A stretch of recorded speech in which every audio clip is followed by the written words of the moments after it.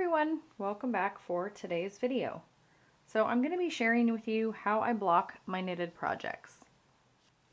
So as you can probably see, I recently just finished this gorgeous cowl by Andrea Mowry for Dre Renee Knits. This is the shift cowl, and before I can seam it up the back and weave in my ends, I need to block my project. So this particular project has an I-cord bind off, and like most projects, the edge of your work tends to kind of roll in on itself. So blocking your project is really going to help this to lay nice and flat so that when you're wearing it, it looks really nice and professionally knit. So I'm going to show you just how simple it is to block your knitted work and share some tips and tricks for being able to do this on a budget as well. So you're also going to need your pattern that you knit your project from. So if you flip through your pattern, typically you'll find in the front or the back a page that contains the schematics for which you'll want to block your work to. You'll also want to have some wool wash. Now this is the Soak brand. You can use Eucalan. So you can head to Target, your local drugstore, and purchase a small bottle of a mild baby wash. This is just the Johnson's, but you can use any brand that you'd like. And this is if you don't want to purchase a larger bottle of wool wash. You'll also want some T-pins. So these are 1 1/4 inch T-pins. These were $3.99 for a box of 100. This particular brand of pins and line that they carry at Hobby Lobby goes on sale for 50% off all the time. So I think I purchased these for about $1.50 for 100 pins. Now the amount of pins that you're going to need for your project is going to vary depending on the size of the project. I currently keep about 300 of them in my blocking tote, but again, the amount you're going to need is going to depend on the size of the project. So you're also going to need a towel to pull excess moisture from your knitted work. And then you can do this process in a tote, a tub, a bucket, the kitchen sink, a bathtub. So I usually soak all of my projects in this inexpensive clear tote. I actually store my blocking mats, all of my wool washes, a tape measure, T-pins, and everything in this tote in my closet. So when I need to block a project, all I have to do is take this tote out of my closet and I have everything I need in one spot. I think this particular little tub I purchased at IKEA. I think it was $3. They also sell things like this at your dollar store, so if you're looking to keep all of your things together, that is a great place to look. So you're going to need something to put your wool wash and your warm water in. Then you're going to need some blocking mats. Now, so these are the Knit IQ blocking mats. I really liked these. I believe these were $35. It came with, I think there's 12 mats in here. It did come with 1 box of T-pins as well. But if you're not looking to make an investment in a set of knitting brand blocking mats, there's a couple alternatives that you have. Actually go to your local Target or look on Amazon, and they sell these knitted mats that look like this typically. Sometimes they're brighter colors for kids. A lot of people put these in their children's playrooms.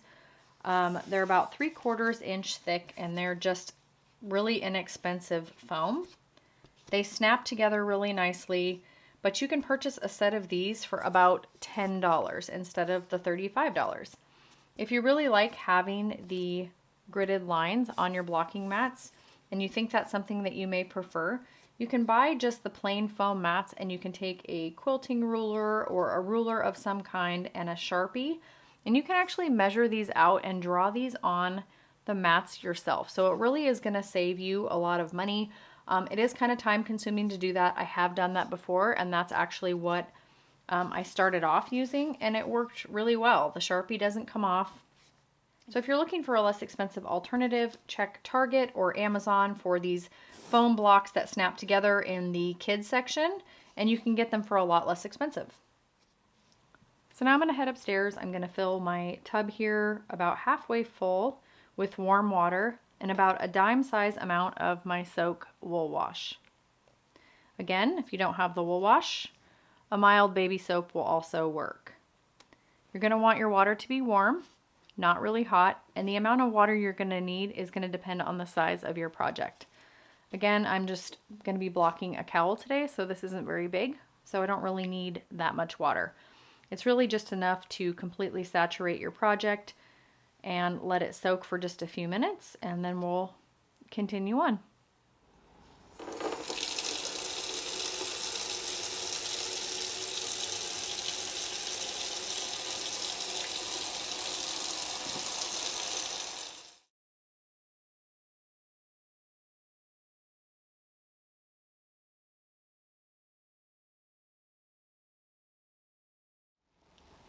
All right, so I've just filled up my tub about halfway with warm water. Again, I used about a dime size amount of my soak wash. Now you can take your knitted project and submerge it in your water.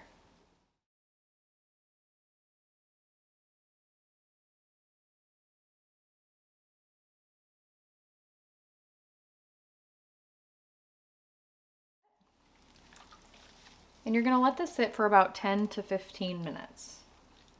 So go ahead and lay out your towel. Nice and flat. Then remove your project from your water. Go ahead and give it a squeeze to try and remove most of the excess water.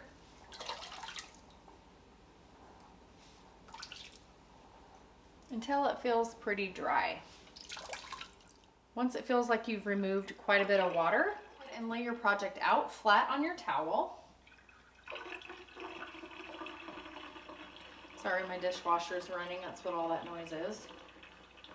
So go ahead and lay it out as flat as you can. And then you're going to take your towel and you're going to roll it and kind of press as you're rolling to remove even more water from your knitted work. Doesn't really matter what side you start on or how you go about doing this. It's just to remove as much water as you can. It will help your project to dry a lot faster. So you'll just continue rolling up your project and squeezing it as you go until you've finished your entire piece of work.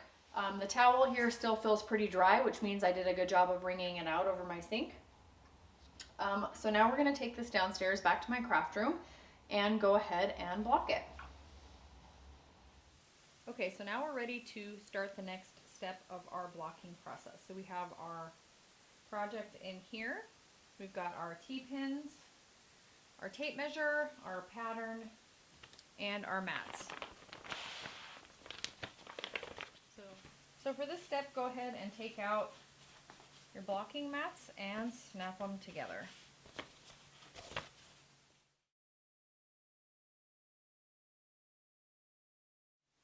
So once you have your blocking mats all set out and they're all pushed together, now we can open up our project. So remove it from your damp towel and set that off to the side.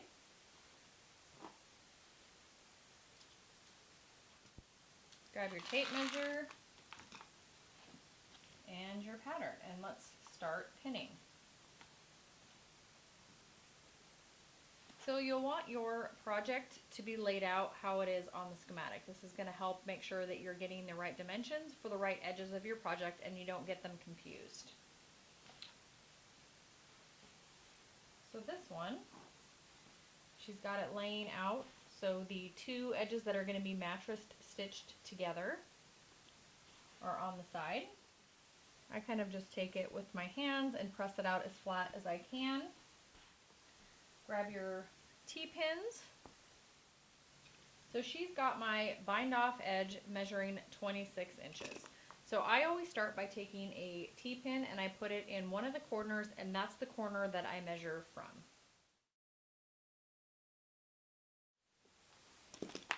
And there's 26 inches, so I'm going to go ahead and place a pin in that corner. Go ahead and place the T-pins along my gridded line from one end to the next. You can put as many pins or as little pins as you want. Again, I tend to overpin everything. So there we go. We finished one edge of this cowl. You're going to do the same thing for all of the edges until everything is pinned down completely flat. So my edges that are going to be seamed are measuring 10 inches. So again, from one corner, which is already pinned, down to the next is 10 inches. We're going to repeat that same step for the other side. That's also going to measure 10 inches where it's seamed. So once you have all your edges pinned down to your board, the dry time on your project is really going to vary. So for smaller projects, it's going to dry a lot faster than larger projects like sweaters that you have 2 layers of the knitwork trying to dry. So this one should be dry within 12 to 24 hours. So at that point, we'll remove it from the blocking mats and I'll be able to stitch it up and it will be finished. So I hope you guys found this video helpful. I hope you have a wonderful weekend and I'll see you next time. Happy knitting!